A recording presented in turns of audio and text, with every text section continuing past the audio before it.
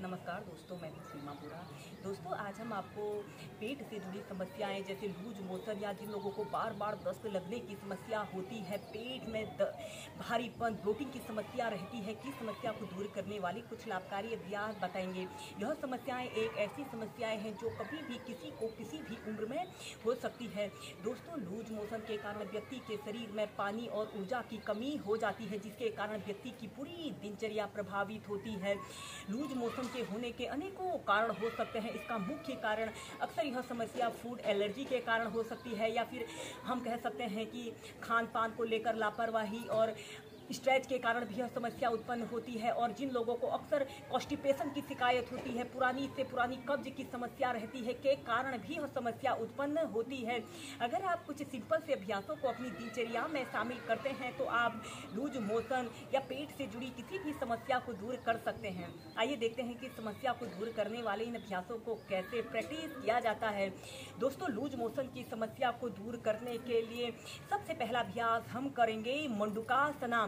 मंडूकासना एक ऐसा अभ्यास होता है जिसे करने से हमारे पेट पर काफ़ी लाभकारी प्रभाव पड़ता है, और यह लूज मोशन को रोकने के लिए बहुत ही अच्छा और सरल अभ्यास है। सबसे पहले आपने ऐसे ही वज्रासना की पोजीशन पर ऐसे कमर गर्दन बिल्कुल सीधी करते हुए ऐसे बैठ जाते हैं।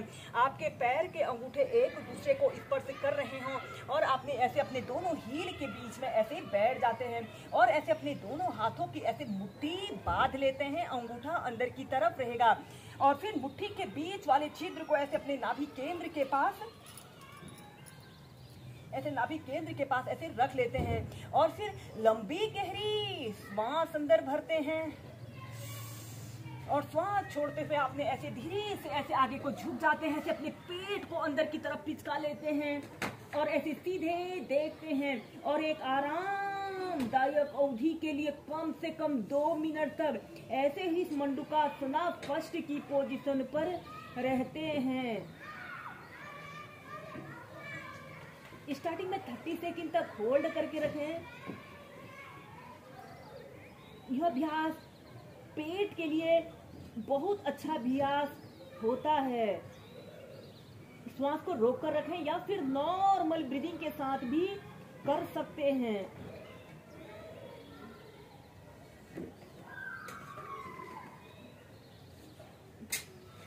श्वास अंदर भरते हुए सीधे ऐसे ही से कम 2 से 3 बार कीजिए। इसके बाद आपने अपने दोनों हाथों को ऐसे अपने पीठ के पीछे से ऐसे इंटरलॉक कर लें और फिर श्वास अंदर भरिए और श्वास छोड़ते हुए आपने ऐसे धीरे धीरे ऐसे आगे को झुक जाते हैं और अपने दोनों हाथों को पीठ के पीछे से ऐसे उठा लें या फिर अपनी ठोड़ी को या फिर अपने माथे को जमीन पर स्पर्श कराते हुए 30 सेकंड से लेकर 2 मिनट तक ऐसे ही होल्ड करके रखें।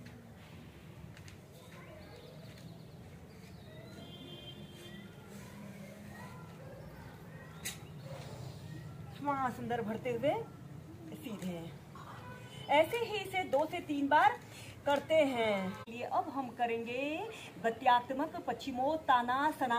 ऐसे ही दंडासना की पोजीशन पर आपने बैठ जाते हैं और अपने दोनों हाथों को श्वास अंदर भरते हुए ऐसे ऊपर को उठाइए और श्वास छोड़ते हुए ऐसे आगे को झुक जाइए जितना आप झुक सकते हैं और अपने दोनों हाथों को ऐसे अपने तलवों के नीचे से रखते हुए अगर हो सके तो अपनी कोहनियों को जमीन पर स्पर्श कराते हुए अपने सिर को ऐसे अपने घुटने पर लगाने की कोशिश करें।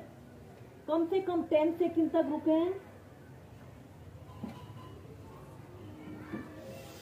श्वास अंदर भरते हुए ऊपर और श्वास छोड़ते हुए आगे।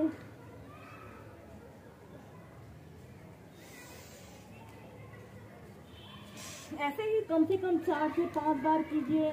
10 सेकंड तक रुकें। श्वास अंदर भरते हुए सीधे। इसके बाद हम इसी में नेक्स्ट अभ्यास करेंगे निरालंब पश्चिमोत्तानासना। निरालंब पश्चिमोत्तानासना हमारे पेट के लिए, हमारे पीठ के लिए एक बहुत अच्छा अभ्यास है। ऐसे ही आपने सीधे बैठ जाते हैं और अपने दोनों पैरों को ऐसे घुटनों से ऐसे मोड़ लेते हैं और अपने दोनों हाथों को ऐसे अपने तलवों के नीचे से लगाते हुए ऐसे ही आपने बैठ जाते हैं और अपने दोनों पैरों को ऐसे घुटनों से ऐसे मोड़ लें, अपनी हाथ की अंगुलियों से ऐसे अपने पैर के अंगूठों को पकड़ लें और फिर श्वास अंदर भरते हुए धीरे धीरे ऐसे अपने दोनों पैरों को सीधा करते हैं, अपने शरीर का समस्त भार अपने हिप्स पर रखते हुए और फिर इसके बाद धीरे धीरे ऐसे अपने घुटनों को ऐसे अपने नाक के जितने समीप आप ला सकते हैं नाक के समीप लाने की कोशिश करें। अगर आप अपने दोनों हाथों से ऐसे अपने दोनों हाथों को ऐसे पैरों के नीचे से भी रख सकते हैं और श्वास अंदर भरते हुए धीरे धीरे ऐसे सीधे ऐसे अपने घुटनों को ऐसे अपने नाक पर स्पर्श कराने की कोशिश करें।